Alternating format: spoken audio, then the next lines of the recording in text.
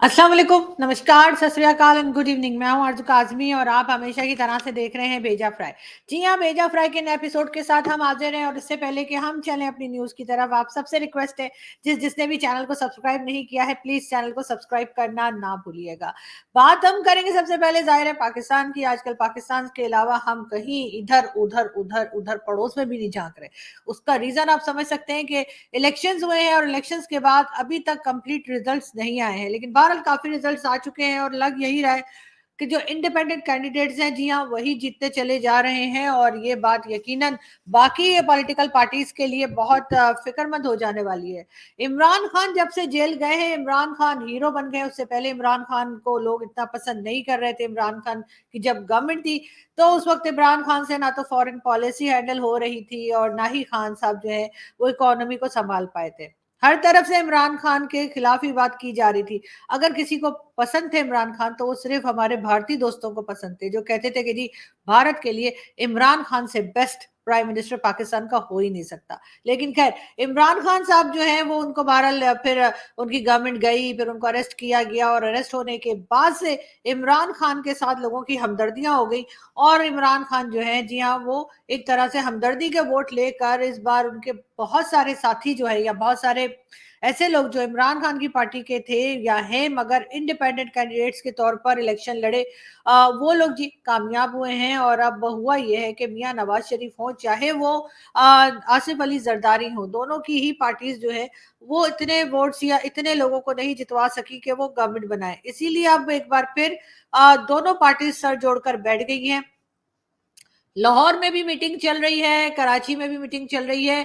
MQM को बुलाया गया जी लाहौर में। जी हाँ, जो नवाज शरीफ साहब का घर है जाती उमरा कहलाता है, जी हाँ, वहां पर एमक्यूएम के का डेलीगेशन पहुंचा बातचीत करने के लिए। एमक्यूएम की अभी तक 17 सीट्स पे एमक्यूएम ने कामयाबी हासिल की है नेशनल असेंबली की, और इसीलिए नवाज शरीफ साहब के साथ उनकी मीटिंग हुई है और बातचीत की जा रही है कि किस तरह से बाकी पार्टीज को जोड़कर गवर्नमेंट खड़ी की जा सके। पहले भी यही हुआ था, इमरान खान के टाइम पर भी एमक्यूएम और उसके साथ साथ कई छोटी पार्टीज, पॉलिटिकल पार्टीज जो है वो आकर जुड़ी थी और इमरान खान की गवर्नमेंट बना दी गई थी। दूसरी तरफ केपीके में जो है वो एक बहुत बड़ी मेजोरिटी के साथ इमरान खान के लोग या इंडिपेंडेंट कैंडिडेट्स जो है वो जीते हैं और वहां पर ये डिस्कस किया जा रहा है कि चीफ मिनिस्टर किसको बनवाया जाएगा। परवेज खटक साहब जो इमरान खान की पार्टी के मेंबर थे, इमरान खान के टाइम पर जो है वो डिफेंस मिनिस्टर भी रहे। वो इमरान खान से नाराज होकर उन्होंने अलग अपनी पार्टी बना ली थी, लेकिन उसके बाद कामयाबी उनको कोई नहीं मिली और वो जी बिल्कुल भी अपने जो उन्होंने दावे किए थे कि जी इस बार चीफ मिनिस्टर वही बनने जा रहे हैं, बाकी सबको वो बिल्कुल धूल चटा देंगे, तो ऐसा कुछ हो नहीं पाया। और परवेज खटक साहब जो है वो खुद ही परेशान हाल, इलेक्शंस भी हार गए हैं और उसके साथ साथ बाहर भी हो गए। ना सिर्फ खुद इलेक्शन हार गए बल्कि उनके खानदान के जितने भी लोग थे इलेक्शन में वो सबके सब नाकाम हुए हैं। अब देखते हैं परवेज खटक साहब इसके बाद कौन सा स्टेटमेंट देते हैं।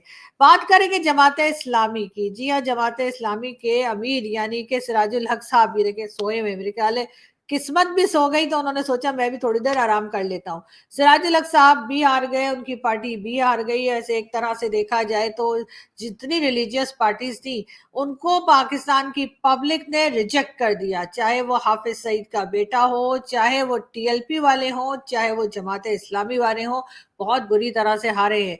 ये इस बात की तरफ इशारा है कि पाकिस्तान के लोगों में चेंज आ रहा है, कुछ बेहतरी की तरफ जा रहे हैं और वो जो एक माइंडसेट बना दिया गया था तालिबानी, शायद वो आहिस्ता आहिस्ता करके खत्म हो रहा है और हो सकता है हम किसी बेहतर तौर पे हम आगे बढ़ सकें, एक बेहतर नेशन के तौर पे आगे बढ़ सकें अगर हम इसी तरीके से ये जितनी इस्लामिक पार्टीज हैं या कह लीजिए रिलीजियस पॉलिटिकल पार्टीज हैं इनको अगर रिजेक्ट कर दिया तो बहुत ही कमाल किया। मौलाना फजलुर रहमान भी हार चुके हैं, शेख रशीद भी हार चुके हैं, मुस्तफा नवाज खोखर भी हार चुके हैं और ऐसे ही कई बेशुमार नाम हैं इस बार जो इलेक्शन में कामयाब नहीं हुए।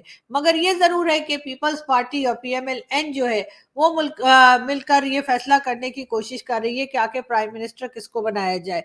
पीपल्स पार्टी ने जी डिमांड रखी है पीएमएलएन यानी कि नवाज शरीफ की पार्टी के सामने कि अगर आपने ये चाहते हैं कि आप गवर्नमेंट बनाएं और आप हमें चाहते हैं कि हम आपके साथ शामिल हो जाएं तो उसके लिए जी बिलावल भुट्टो जरदारी को बनाना होगा प्राइम मिनिस्टर। जी हाँ, बिलावल भुट्टो जरदारी जो है वो प्राइम मिनिस्टरशिप के लिए दौड़ लगी है और कोशिश की जा रही है कि नवाज शरीफ साहब जो है इस बात के लिए राजी हो जाएं और दोनों पार्टीज मिलकर गवर्नमेंट बनाएं और उसमें प्राइम मिनिस्टर बने बिलावल भुट्टो जरदारी। बहुत से लोगों का कहना है कि वो बिलावल को तो कबूल कर सकते हैं लेकिन नवाज शरीफ को नहीं। बिलावल साहब खुद भी कहते रहे हैं कि जी नवाज शरीफ के बजाय बजाय इसके कि नवाज शरीफ साहब को चौथी बार जो है वो चांस दिया जाए, उसके बजाय उन्होंने कहा कि उनको आजमाया जाए, उनको लाया जाए एज अ प्राइम मिनिस्टर। कई मंथ्स पहले जब मैंने भी एक इंटरव्यू दिया था, आई थिंक आलोक आलोक राजन जो है उनके चैनल पे, तब भी मैंने यही कहा था कि बिलावल के चांसेस ज्यादा है, लेकिन बीच में खैर गड़बड़ इतनी मची कि कुछ समझ ही नहीं आ रहा था, हम खुद कंफ्यूज हो गए थे कि आखिर ये हो क्या रहा है। मगर एक बार फिर बिलावल का नाम सामने आ रहा है, एक बार फिर कहा जा रहा है कि जी बिलावल भुट्टो जरदारी जो है उनको प्राइम मिनिस्टर बना दिया जाए। इस्लामाबाद से जो मोटरवे जाती है जी केपी के तक, उसको बंद कर दिया गया है दोनों साइड्स पे से, यानी कि केपी के साइड से भी बंद है और इस्लामाबाद से भी बंद है। उसका रीजन ये बताया जा रहा है कि क्योंकि इमरान खान के लोग वहां प्रोटेस्ट कर रहे हैं और बहुत सी पॉलिटिकल पार्टीज को चैलेंज कर रहे हैं। जो रिजल्ट्स आए हैं कि उनके लोग जो हैं, जो इनको हारा हुआ बताया गया है उनको जीता हुआ बताया जाए, तो इसलिए जी हंगामे से बचने के लिए केपी के और इस्लामाबाद के बीच में जो मोटरवे है उनको दोनों साइड से जी बंद कर दिया गया है और अनाउंस भी कर दिया गया है कि जी मोटरवे बंद है, तो इसलिए वहां से ना तो कोई पॉलिटिकल रैली आ सकती है ना जा सकती है, ना वहां पे उस रास्ते को में बैठ के कोई और तरह का तमाशा किया जा सकता है।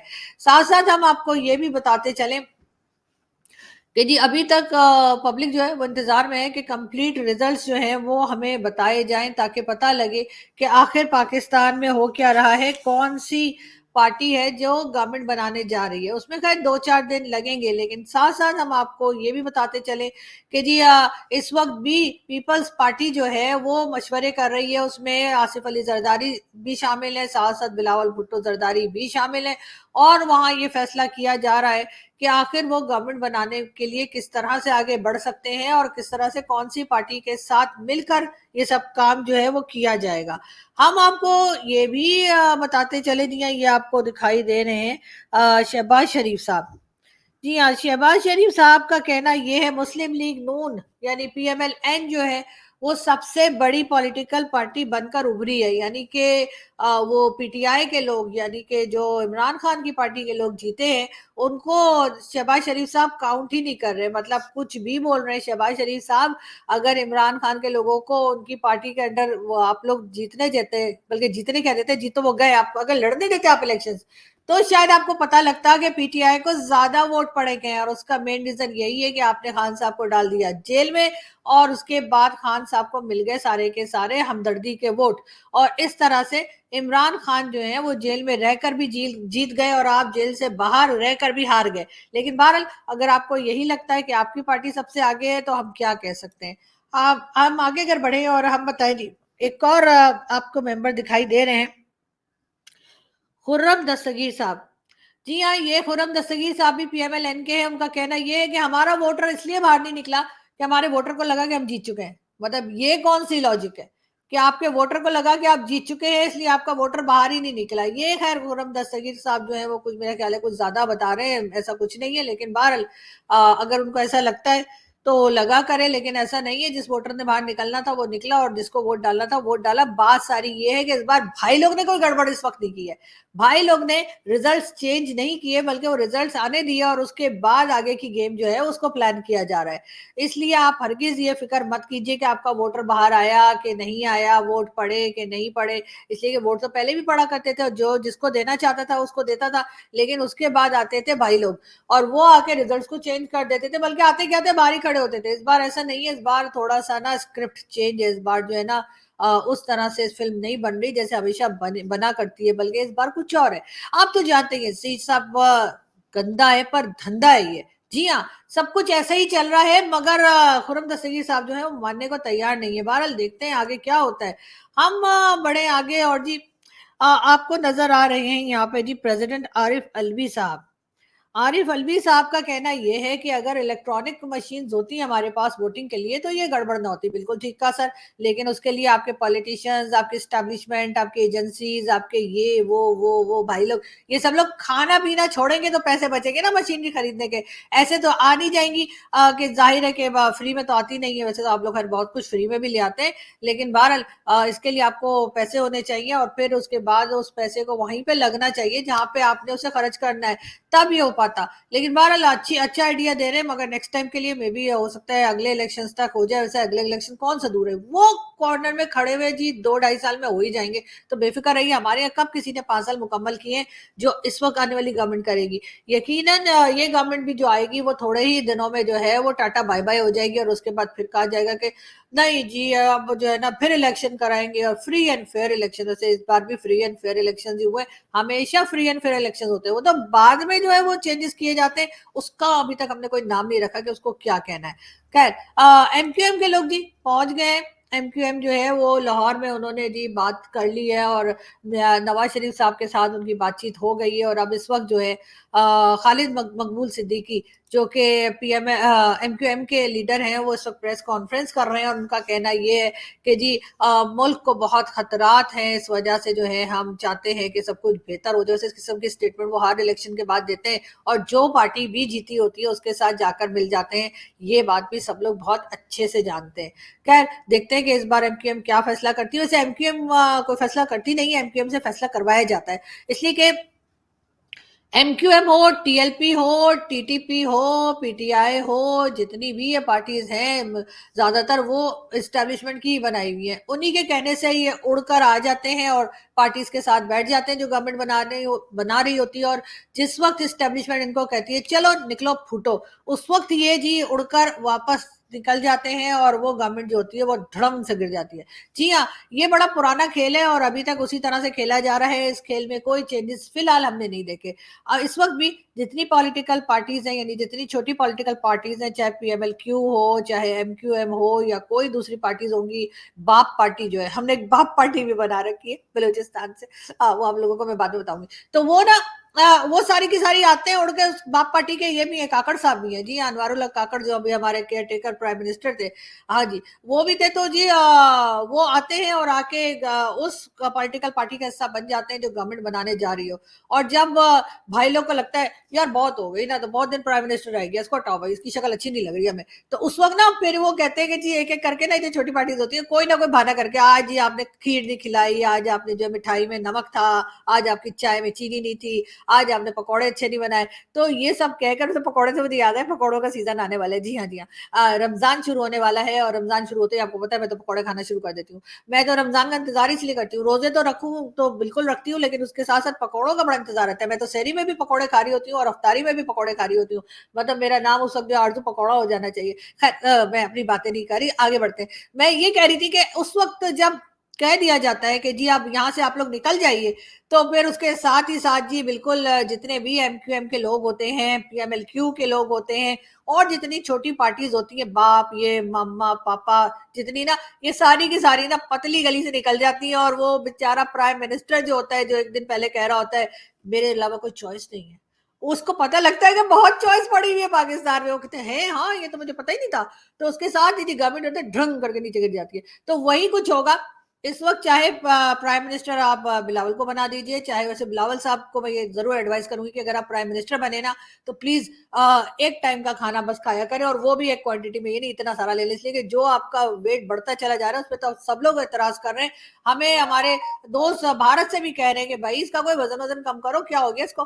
तो सर प्लीज जब आप बाहर जाते हैं ना पैसे मांगने के लिए डिफरेंट कंट्रीज में, उनको जाके जब आपको कहना पड़ेगा अगर आप प्राइम मिनिस्टर बन गए और वहां जाके या अगर फॉरेन मिनिस्टर भी जब थे आप, तो लोगों के पास जब आप जाते थे ना कि जी हमें पैसा दे दो हमारे पास खाने को नहीं है, तो वो आपको देख के सोचते थे कि आपकी वजह से पाकिस्तान के लोगों के पास खाने को नहीं है। तो इसलिए मैं आपसे कहूंगी कि अगर आप प्राइम मिनिस्टर बन जाए तो सबसे पहले तो जी आप जो है ना प्लीज एक टाइम का खाना खाएं, वो भी थोड़ा सा, मतलब इतना नहीं कि पूरी प्लेट भर के 4 बार 5 बार लेकर और खा गए, मतलब थोड़ा सा एक रोटी, थोड़े से चावल, थोड़ी सी दाल, थोड़ी सी चिकन और ये वो ना, बस खत्म, और ज्यादा कुछ नहीं, ठीक है ना।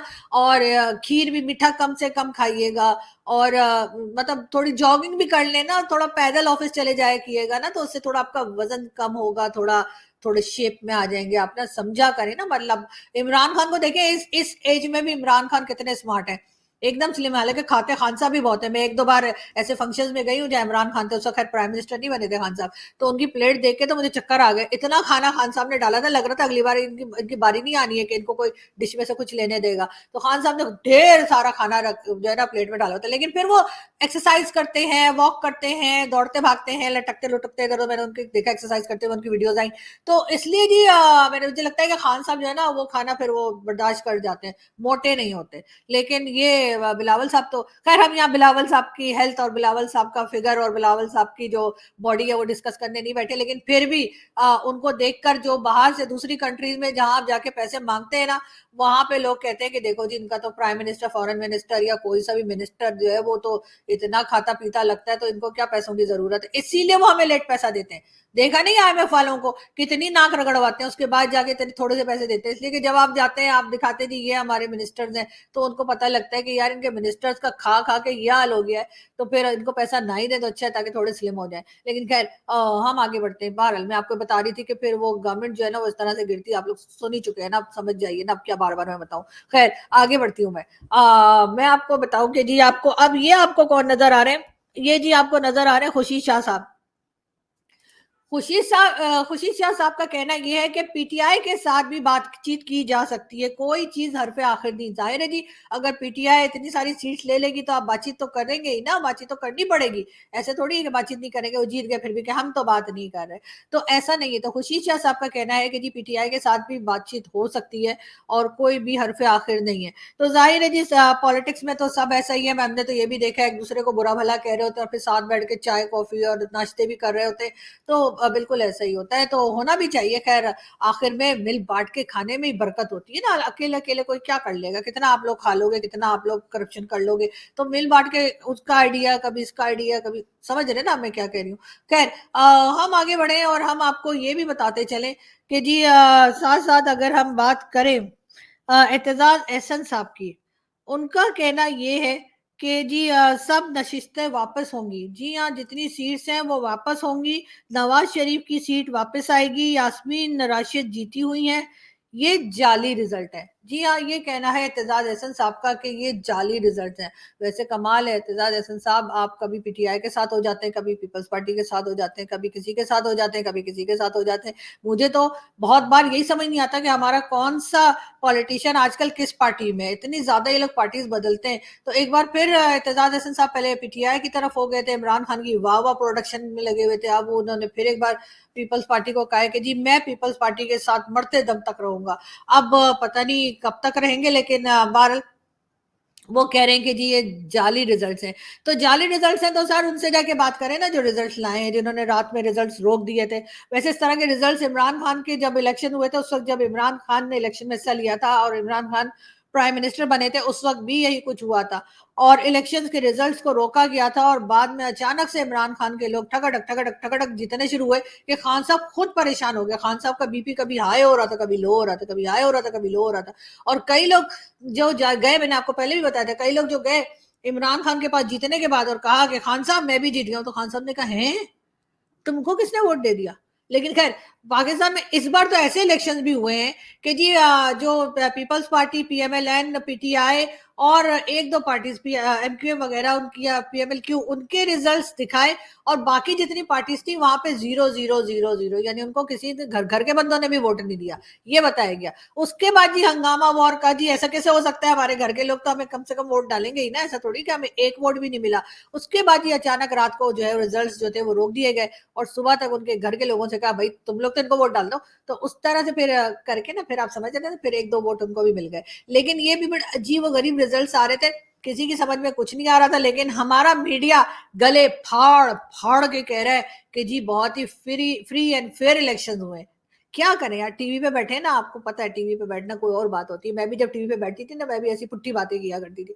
उसके बाद मुझे पता लगा, मुझे तो अब पता चला कि मतलब मैं टीवी पर थी तो मैं क्या क्या बातें किया करती थी कि वाह वाह वाह, मैं अपने आप को ही कह रही हूँ कि फुट्टे मुंह। लेकिन बहरहाल आप वहां से जब निकल आते हैं ना, तो उसके बाद आपको पता लगता है कि यार अपना भी कोई मतलब बंदा दिमाग यूज कर सकता है। मतलब अपने आप अपनी मर्जी से बोलना और बात होती है, और वहां टीवी पे डिक्टेशन लेना और बात होती है। मैं तो जी लाइव शो कर रही होती थी, तो मुझे मेरा प्रोड्यूसर कानविन, मैडम ये बात मत कीजिएगा, हमने आपके ऊपर से हेडर वेडर सब हटा दिए। अच्छा है, इस तरह। खैर कोई बात नहीं, पाकिस्तान मीडिया इसी तरीके से काम करता है, सबको मालूम है। लेकिन बहरहाल मीडिया बार बार कह रहे हैं कि जी बड़े फ्री एंड फेयर इलेक्शन हुए। उसकी रीजन मेन ये बता रहे हैं क्योंकि इमरान खान की पार्टी जीत रही है, क्योंकि इंडिपेंडेंट कैंडिडेट्स जो है वो जीत रहे हैं। मगर आगे कुछ नहीं बता रहे कि हो क्या रहा है, रिजल्ट्स क्यों रोक दिए गए, और अब क्या होगा, और ऐसा कैसे हुआ है। मतलब बहुत सारी चीजें जो हमारा मीडिया बात कर सकता है, जो कि अकेले में अलग में तो बात करता है, जब पार्टीज वार्टीज होती है ना वहां बोल लेता है। लेकिन जब स्क्रीन होता है, सामने कैमरा लगा होता है, उस वक्त न जाने क्या हो जाता है हमारे बड़े बड़े एंकर्स को। वो ऐसी ऐसी फेंकते हैं ना, ये लंबी लंबी फेंक रहे होते हैं। खैर हम उसकी उनकी बात नहीं कर रहे, वरना जाहिर है मेरे कुलीग्स भी हैं, नाराज हो जाएंगे। तो ये एडिट कर देना तुम लोग जरा प्लीज। अच्छा, तो हम आगे बढ़ते हैं। आगे आपको जी दिखाई दे रहे हैं बिलावल भुट्टो जरदारी। जी हाँ, बिलावल साहब का कहना ये है, रात तक हम लाहौर में जीत रहे थे, सुबह पता चला हम हार गए। जी हाँ, बिलावल साहब का कहना ये है कि रात तक हम जीत रहे थे, सुबह उठे तो पता लगा हम हार गए। ऐसा बहुत बार होता है सर, इलेक्शंस हो रहे हैं, कोई मजाक नहीं चल रहा है। तो इसलिए अगर आप रात तक जीत रहे थे और सुबह को हार गए, तो कोई बात नहीं। आप क्या चाह रहे थे कि आप रात से ही हारना शुरू कर देते? तो मतलब काउंटिंग भी होती है ना, काउंटिंग भी किसी चिड़िया का नाम है। खैर चिड़िया से मुझे याद आ रहा है, बड़े दिनों से नजम सेठी साहब ने कोई अनाउंसमेंट नहीं की किसी किस्म का, उन्होंने कोई इंतजाम नहीं किया, उन्होंने कोई अंदर की बात नहीं बताई कि मेरी चिड़िया ने ये बताया, मेरी चिड़िया ने वो बताया। लेकिन खैर मैं कुछ दिनों में लाहौर जाने वाली हूँ, और जैसे ही मैं लाहौर पहुंचूंगी, सबसे पहले नजम सेठी साहब के पास जाके पूछूंगी उनकी चिड़िया है भी अभी के उड़ गई। इसलिए कि काफी टाइम से उन्होंने कोई ऐसी बात बताई नहीं जो हमें पता ही ना हो। हम जैसे छोटे मोटे जर्नलिस्ट भी आजकल वो बातें जानने लगे जो नजम सेठी साहब की चिड़िया बताया करती थी। खैर कोई बात नहीं, बड़े बड़े देशों में ऐसी छोटी छोटी बातें होती रहती हैं। मैं यहाँ से चलती हूँ, आप लोगों से मुलाकात होगी नेक्स्ट वीडियो में। अपना बहुत सारा ख्याल रखिएगा, हंसते रहिए, मुस्कुराते रहिए, और प्लीज दुआ कीजिए पाकिस्तान में जिस किसी की भी गवर्नमेंट आए, जितने दिनों के लिए भी आए, थोड़ा सा ढंग का काम कर ले, थोड़ा सा हमारे पासपोर्ट की भी इज्जत हो जाए, थोड़े से ये लोग कोई अपनी फैक्ट्री वैक्ट्री भी ओपन कर लें, कुछ तो काम करें, और पाकिस्तान और भारत की जो है वो दोस्ती ना सही, लेकिन थोड़े से टर्म्स बेहतर हो जाए। हमारे यहाँ से जो है वो यहाँ वहाँ जो लोग जाते हैं ना बजरंगी भाईजान की तरह, वो जाना बंद कर दें, और हम ट्रेड जो है वो भारत के साथ कर सके। अब ये मत पूछिएगा कि हम लोग क्या देंगे, वहां से तो चले हम 10 चीजें मंगा लेंगे, लेकिन हम क्या देंगे वो मैं बताऊंगी सोच के। थोड़ा सोचना भी पड़ता है ना। मैं आपको फिर मिलती हूँ, अपना बहुत ख्याल रखिएगा। Thank you.